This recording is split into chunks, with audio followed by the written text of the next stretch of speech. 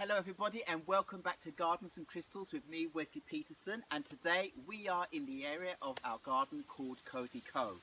Watch the transformation.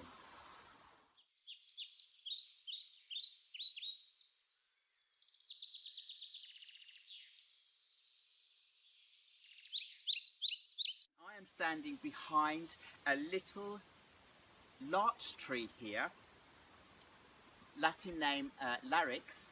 The rest of it I don't know because I don't know exactly which Larix this is. But this tree is a conifer tree, but it's not like other conifer trees where they stay evergreen all year round. These actually lose their needles in the autumn and they come back out next spring. But they are absolutely beautiful trees. They get these long thin stems in the middle and these long thin branches that branch out with all these lovely little needles all over them, this kind of light green colour. It's very, very nice. I have a few of them in pots around, so I'm going to move this one and put it into a pot because the area between these two trees here, or there's actually three, I would like to plant a Hydrangea Macrophylla because I think it would be nice with a pop of colour here in the summer months. So the plant I'm talking about that I want to put here is this. This is a beautiful, beautiful example of a Hydrangea Macrophylla, and it has huge flower heads. I mean, look, compared to my face, they're huge. They can get bigger than this. This is a beautiful plant, beautiful little plant. It's going to be so nice there so that we get some beautiful colour in the summer months when we're sitting out here in Cosy Cove. So first of all, I need to get that Larix tree out, and then I'll be planting this. So I have a pot here that I'm reusing from other plants that I've bought to put this Larix tree in to start with. I didn't plant it that long ago, so it probably will be fine to get out and the roots won't be that big. What I do need to do with this plant is try and get as much of the soil around the roots, with the roots, to disturb it as little as possible. These trees are very, very sensitive to being moved. If you move this tree in the late spring or in the summer when all the needles are out, it will probably go into shock and it will drop all of its needles, literally. But the tree won't die, it won't die from that, but it will lose its needles and maybe they'll come out later in the summer, maybe they won't until the next season. So that's just something to think about. But now, it's the middle of September and the needles on this tree will be dropping off soon anyway. So if it does go into shock, it's okay. I know it will be okay next year, but I'm hoping that I can keep it with its needles until they naturally fall off themselves. And up it comes. And it hit me in the face.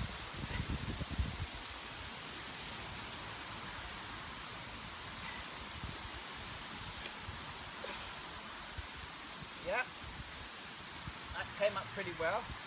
Some bit of some of these weeds at the same time. I don't want to take those and put those into its new container. And there we have it. The root ball is not that big, so that was perfect. Easy to put into the pot.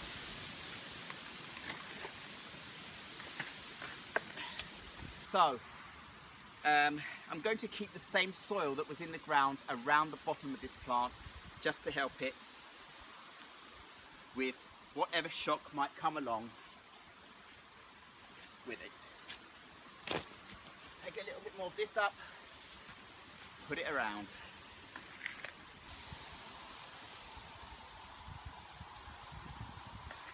There, that's that tree transplanted. I will give it a little bit of fresh potting soil from the bag in a moment. But for now, just want to show you that's how quick and easy you can move a Larix tree. And as I said, late season, so if it loses its needles now, it doesn't matter. I'm just going to move it over to the side for now so I can clear out the space to start planting the Hydrangea Macrophylla. Okay, there's a lot of ground elder coming up around here, so I want to try and get some of these out by their roots, get rid of those, and then we're ready to plant.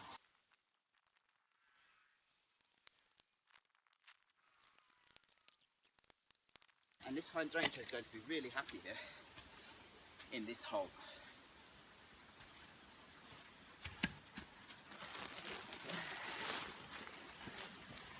So, some of this good soil. Perfect. Mix that a little bit in. The other soil.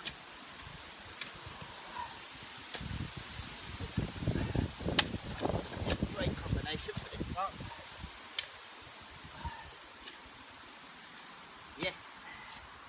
So now it's light and airy in the hole as well, which is going to make it perfect for putting in that plant. Now, let's get this beautiful Hydrangea Macrophylla into the ground. Just get a close look at that again. Gorgeous. Can't wait for this to bush out. So, out of the pot. It's not root bound, so it's fine. I can just put it straight in. Can you see that? And then fill in this soil around. Oh, that's beautiful. Already. Just like that. Have a little look on this side. Sure we've got everything in the soil. Yes. What a beautiful addition to the garden here. Look at that. A beautiful Hydrangea Macrophylla that has these beautiful big flowers, and it's in an area between Island Garden, Cosy Cove and Bonfire Garden.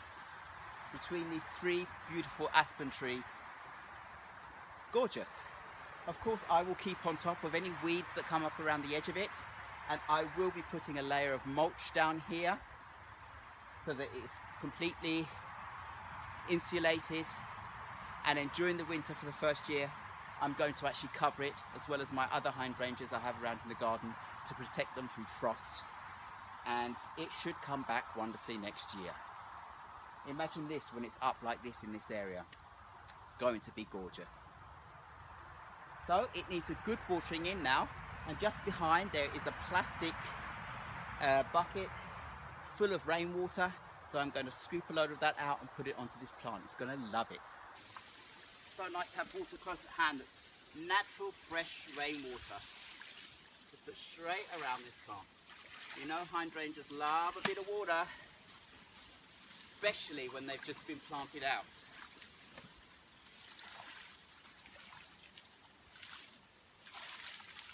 Soak the whole area. And now I have some ground covering bark to put around the bottom. As you know, hydrangeas, they like to have a natural material around them to keep them healthy and fresh. I'm going to put a thick layer of this bark around the bottom so that it gets all of the nutrients from this. It keeps the ground around it insulated and stops any weeds from coming up. So this will do really, really well.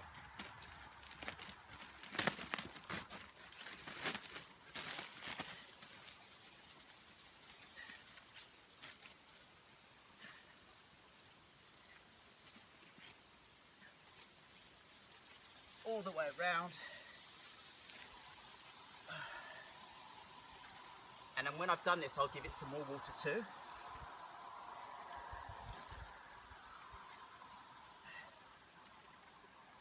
Well, that was one side.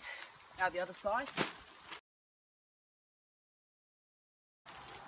And there we have it. A little bit more water, and then I'll take you in for a closer look.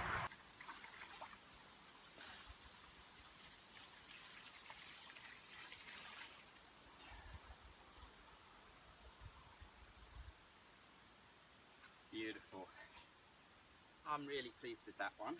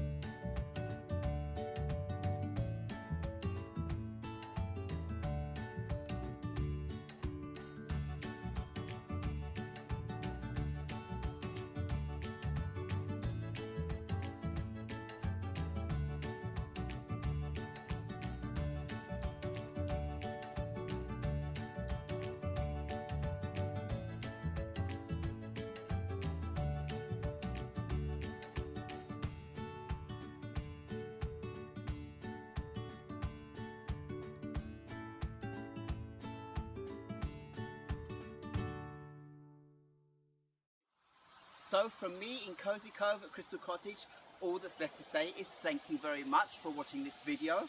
Please remember to subscribe, and I'll see you in the next video.